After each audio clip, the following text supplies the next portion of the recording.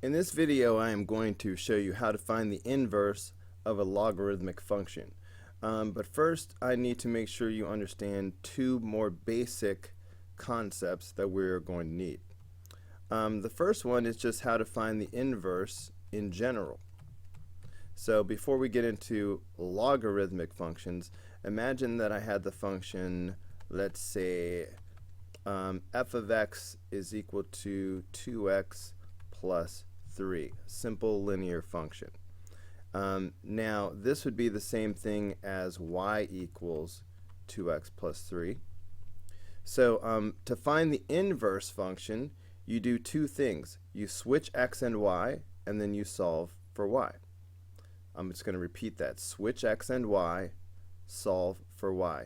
So first of all, I switch x and y. So the x goes here, the y goes there, and then I'm solving for y. So if I would subtract the 3, so now I have x minus 3 is equal to 2y, and then I would divide by 2. Okay, so now I have x minus 3 over 2 is equal to y. So there I have solved for y. Now I can put this back in function notation with the f of x, but I need to put this little apostrophe in there. Okay, and I'm going to rewrite it from left to right. So this would be the inverse of function f, and the little apostrophe shows that it's the inverse. So that's the first concept I had to remind you of. How do you find the inverse in general? Switch x and y, solve for y. Now here's the second concept that we're going to need to deal with logarithms. You need to memorize how to switch back and forth between exponent form and log form. So for example, I'm just going to use a, b, and c. If I have a equals b to the c power, this is called exponent form. We have a base and power. Now in logarithm form, obviously there will be a logarithm in it. Now focus on the base, the b. Alright, the base is the key to everything. So in logarithm form, you write your log, and then that base goes here. See how it's hanging low? It is a subscript. So log base b. Now the a and the c are basically going to switch places. So the c is going to come over here, and the a is going to come over here. So exponent form, log form. Alright, you need to be able to go in the other direction too. Let's see, here's something in log form.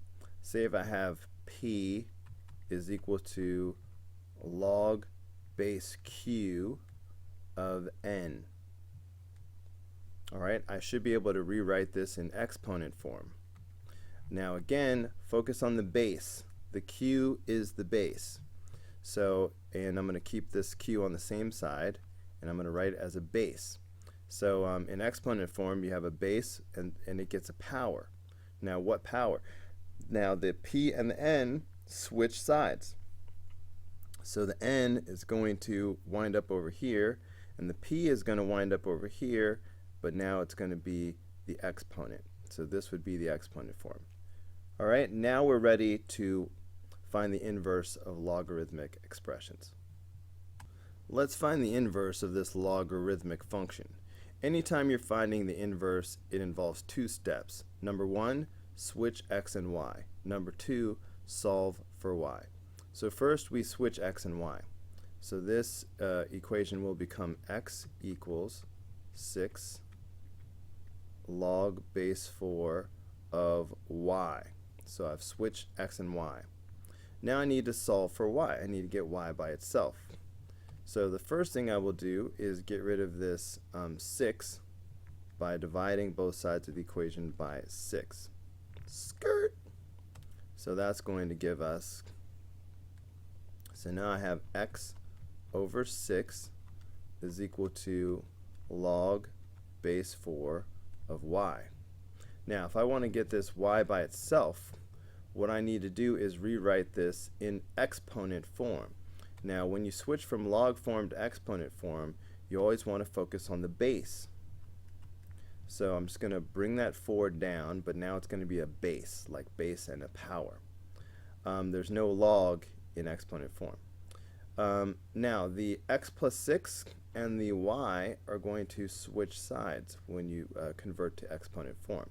So the y is going to end up over here, and the x over 6 is actually going to be the exponent, like this. So this should be the answer. Let's find it. Y equals 4 to the x over 6 power. Our answer is B.